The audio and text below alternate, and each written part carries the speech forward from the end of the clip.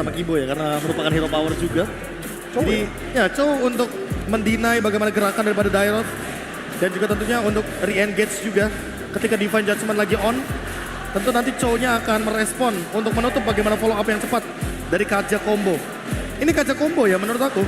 Bisa juga diperlukan dengan Lunox, apalagi Kaja Lunox untuk men-take down Uranus ini bakal cepat banget, instan banget. Tapi yang adanya Cloud Altar itu menjadi opsi yang sangat beresiko nggak sih, Profesor? Pasti dia harus mencari cara untuk ngeluarin Cloud Altar dulu. Kalau nggak ntar Uranusnya udah susah-susah ditarget, malahan bakal diselamatkan oleh Cloud Altar dan kita malah bakal out of position loh. Jadi kalau nggak ada cara buat ngurangin healing atau mungkin damage burst yang lebih lagi buat pastiin bisa ke multiple people ya, buat orang-orang lain juga. Kalau begitu kenapa nggak langsung aja Sans yang di Divine Judgment kalau begitu? Bisa sih. Gak ada overextend teamfight, gak ada Cloud Altar sehingga teamfight besarnya bakal ke-deny. Dan kalau kita berbicara Lancelot yang di-ban, kali ini udah dihilangkan. Dan kalau misalkan untuk sekarang dengan Lilia, jadi udah nemuin jawaban untuk Uranus dan juga untuk Faramisnya. Tapi butuh Ice Queen One, butuh NOD, scale up-nya agak lama. Ditambah Lilia juga butuh Entity Talisman, cooldown yang cepat. Untuk Black Shish yang lebih pasti. Dan Boots. Kali ini dengan Uranusnya akan dipadukan dengan Beatrix Power. Satu lagi, Hero Kiboy, Chow kah di sini? Chow ya? Chow. Chow bisa digunakan buat mastiin kalau Black Shoes-nya nggak bisa diaktifkan sih. Atau Atlas Grok. Grok. Buat Opsi mastiin, paling terakhir tadi ya. Atlas Grok, oh sorry, opsi kedua. Atlas Grok, Chow. Grok emang pilihan yang bagus sih, karena melawan seorang Kaja, dia bisa lebih, apa ya, selamat duluan, re-engage lagi abis itu juga. Tapi buat Degatron sekarang, ini kurang lebih agak berantakan ya. Ada banyak potensi pick off, ada banyak potensi buat AoE damage juga. Kayaknya perlu, tadi kirain bakal perlu crowd control sih. Nah aku juga mikirnya gitu, aku mikirnya Akai bahkan. Iya. Akai bagus banget anyway ketika berhadapan dengan Grok, Uranus, dan juga Faramis. Tapi sepertinya di sini Bigetron Alpha lebih butuh damage. Jadi mereka lebih mengoptimalkan kepada Hayabusa. Hayabusa, Cloud. Sama-sama butuh item, lebih scale up ke arah Cloudnya juga. Tapi kalau kita berbicara sedikit soal bagaimana Joy di game kali ini berarti free game untuk Joy. Karena Joy berarti bakal bebas banget. Kenapa nyari istrinya di sini? Hey! Oke. Boleh, tapi boleh kali aja berjodoh. Ya silakan pas nanti pulang ini masa ya. ini ya, tolong di capture ya mukanya ya. Tapi ya udah kita bakal langsung aja memberikan game yang seru juga tentunya untuk Caster. Waduh. So ini dia, Caster take it away. Yap, terima kasih Moka, Kabe dan juga Rasi di game yang kedua. Kita sudah akan siap untuk langsung melanjutkan. Ban and pick sudah terjadi, hero sudah diamankan. Namun pemenang dari game kedua itulah yang akan kita saksikan bersama-sama. Dan di game kedua ini akan menentukan siapa yang akan lebih unggul. Apakah itu Onyx atau Bigetron Alpha. Sejauh kita melihat dari ban and pick-nya, aku melihat bahwa Joy sudah mulai dapat tekanan ketika adanya Super Fit dengan Kaja. Plus untuk permasalahan boost dengan adanya Uranus. Jawabannya di Soriso dan juga Moreno itu sendiri. Oke, let's see seperti apa nantinya yang akan terjadi di game kedua ini. Karena seperti biasa, di awal dari game, masing-masing jungler udah akan masuk menuju ke dalam area dari farmingnya. Oke, bakal Superpin di arah depan. Coba untuk merusuh ke arah orange buff milik dari Kairi. Tapi lihat bagaimana Superpin terpaksa mengeluarkan flickernya di awal-awal permainan ini. Yap, Finn mencoba untuk menerabas masuk, mencoba untuk mengganggu, tapi malah harus mengorbankan satu spell di early ini. Terketahuan sudah satu informasi yang bisa disampaikan, tapi set Talon Emblem. Oke, dengan adanya satu Burst Might dimiliki oleh Saken dan juga Tenacity untuk lebih aman. Tapi yang menarik adalah cewek, dia full ke arah damage, ada Raptor di sana, ada Weapon Mastery, akan ada tambahan 5% adaptif. Dan dengan Emblem Assassin sebagai emblem utamanya. Yep. Sementara untuk Kenshi sekarang level 3, Kairi level 3, belum ada yang menyentuh level 4, tapi dengan satu monster jungle dengan Rokursa yang bisa diamankan oleh Super Kera di area tersebut. Ini bisa jadi sekarang udah level 4, waktunya mereka semua akan melakukan ultimate dan shadow kill. Barusan satu hit terakhir tapi Buncha masih bertahan. Oke. Boot still alive, tapi Super Ken udah memberikan kualitas permainannya. Tapi Super Fin seperti dalam ancaman karena Super Fin juga tidak megang flicker, ditutup jalannya oleh Keyboy. Tapi sejauh mata memandang 2 menit berjalan game yang kedua. Belum tercipta satu pun point kill menuju ke arah Turtle. Sepertinya Turtle bakal bisa aja menjadi milik kedua tim. Kalau bisa dilihat Onyx ya mungkin coba untuk ngamanin terlebih dahulu dengan setupnya. Sorizo udah harus cari formasi ke depan. Sorizo udah harus pasang badan atau bahkan Sorizo harus menghantarkan damage utamanya pula karena ada beberapa player tapi Kairi mundur ke bagian belakang masih menggunakan Rhythm of Joy yang udah langsung dikeluarkan tadi beberapa kali tapi belum ada. Active by Vince yang dikeluarkan tapi sekarang Turtle-nya menjadi milik dari dibakar counternya ada di area tersebut. Satu orang berhasil diamankan dari tubuh kita apa belum ada pertukaran yang terjadi dalam tubuh Onyx. Double kill berhasil diambil dan Super Queen adalah salah satu korbannya. Impact dari Suns yang tadi dengan Zero Stampede-nya menarik dua player Bigatron Alpha. Dan tadi aku sempat melihat di arah Turtle, Super Queen udah di fine adjustment tapi gak ditarik lagi ke di belakang. Sehingga dari Super Queen ini gak terlalu bisa berbuat banyak. Dan Suns ini memang luar biasa banget dengan dua asisnya. Membuat outplay di area Turtle 2000 the gold udah dipegang oleh Onyx. Bigatron Alpha. Mereka harus coba untuk melakukan setup dari Super Queen yang lebih baik lagi. Padahal mereka udah punya Moreno, padahal mereka udah punya Sorizo harusnya. Dari Boots, gak bisa seluasa ini. Ini sulit banget masalahnya kan mereka ditekannya dari landing yang lain dulu. Landing yang lain dulu kata Teran berarti akan ada satu landing lagi terkorbankan akan menjadi bahan pikiran lagi. Sorizo tadi udah berusaha untuk masuk ke depan untuk menghantarkan damage-nya. Namun di bagian belakang mereka udah kekurangan banget, less banget jadinya. Ya betul sih dengan arah bawah memang di arah bottom lane kita bakal melihat bahwa Saken udah dari tadi difokus terus-terusan oleh cewek. Sehingga membuat dari Saken, wah hati-hati. Rumputnya tidak bergoyah, belum tentu tidak ada orang. Ada Kairi yang mencoba untuk masuk, Saken dengan Battle Mirror Image yang masih mencoba untuk menyelamatkan dirinya. Wah, kejepit dong Vin di situ, kejepit dong. Oke, ada Saken yang berusaha untuk maju ke bagian depan dengan shield turret yang udah berhasil dikuras habis. 3 player dari Onyx berkuasa di area bawah. Di area defensif yang dimiliki oleh Bigatron Alpha. Wah ini benar-benar dikurung. Gak cuma tadi aja seperti dikurung oleh Keyboy, tapi untuk Sakennya sendiri juga dikurung. Bahkan untuk Moreno melakukan satu objektif ke arah bottom lane itu juga susah untuk bantu rotasinya. Jadi dengan Turtle yang berikutnya akan segera muncul di lane of down. Onyx lagi dan lagi bakal mencoba untuk melakukan setup apalagi Keyboy di arah rumputan. Dia udah pegang wall charge, dia udah pegang ke arah flicker. Oke, Saken juga pegang ke arah purify jadi setidaknya walaupun kayak begini Saken masih bisa survive sih harusnya. Sekarang Turtle sudah terlihat, Turtle sudah langsung disatap oleh pemain dari Onyx karena tidak akan ada gangguan yang begitu berarti yang dihasilkan oleh pemain dari Bigatron Alpha. Mereka tidak bisa mendekat, mereka bahkan tidak bisa masuk ke dalam area river itu sendiri. Terlalu beresiko, terlalu under juga dengan deretan item ataupun dari network yang mereka udah mulai tertinggal cukup jauh. Bahaya memang ini kalau misalnya dari Onyx dan juga Bigatron Alpha pemain di area rumput terutama dari Onyx-nya yang udah pegang juga Dreadnought Armor dari Boots. Dia sadar betul damage dari Super Ken akan sangat mengganggu dirinya.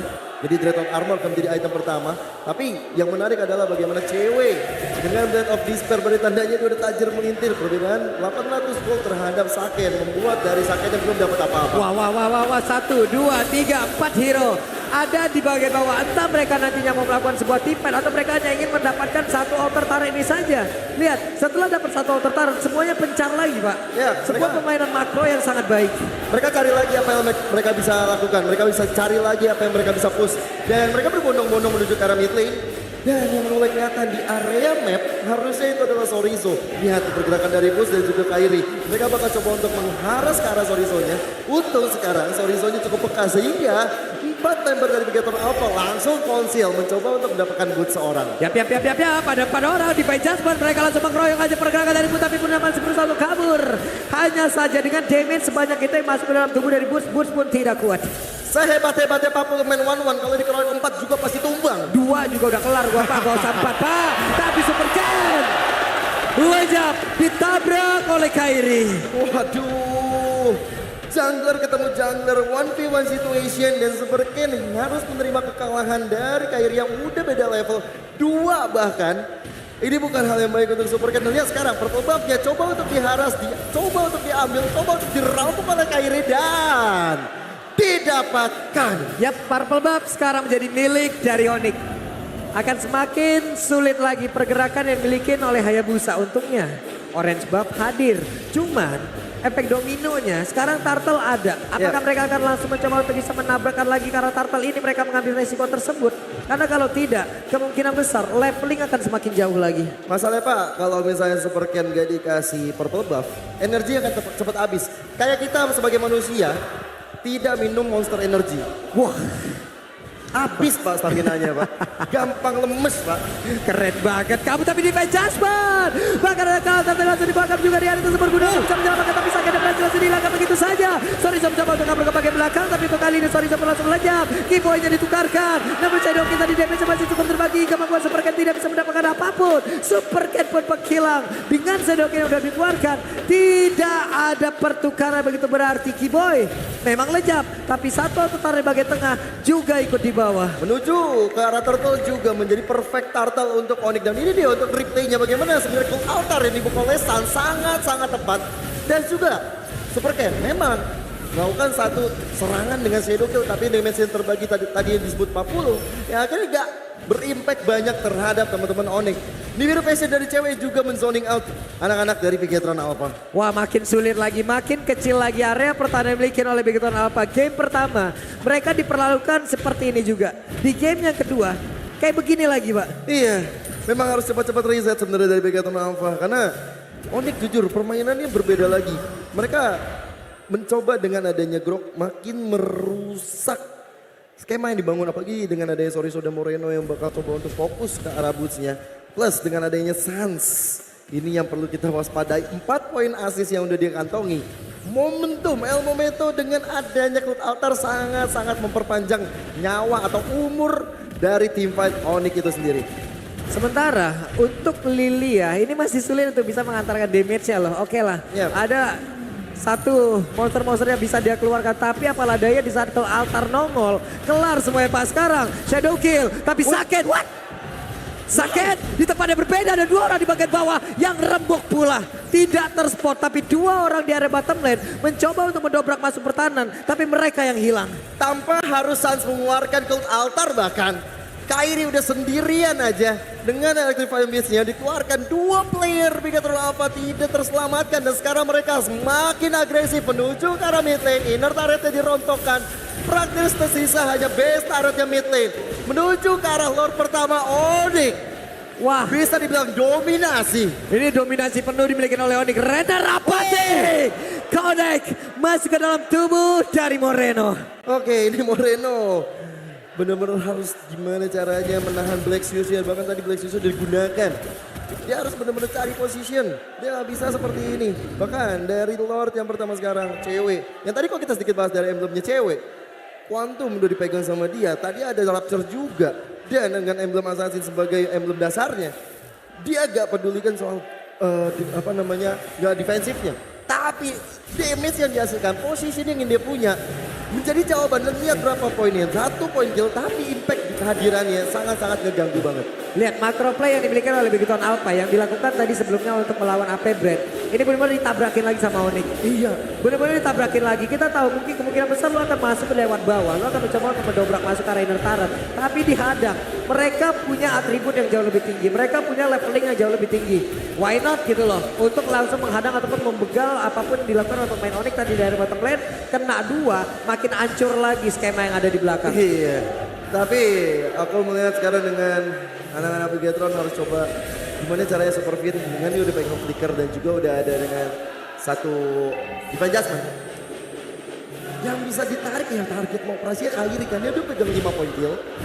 Setidaknya dengan adanya tabungan bocor dari anak-anak Onyx, Bigetron Alpha udah ada sedikit pengurangan lah dari ketertinggalan segi goldnya. Tapi gimana caranya? Karena di sana selalu ada Sans, di sana selalu ada Keyboy. Kalau mencoba untuk maju lebih dalam lagi ada cewek dengan Nibiru Passion ya. Jadi Saken mungkin yang akan jadi harapan damager. Wah, itu dia konsil, tapi ketahuan. Satu lordnya masih bisa bertahan di dalam satu bestar yang ada di area tengah.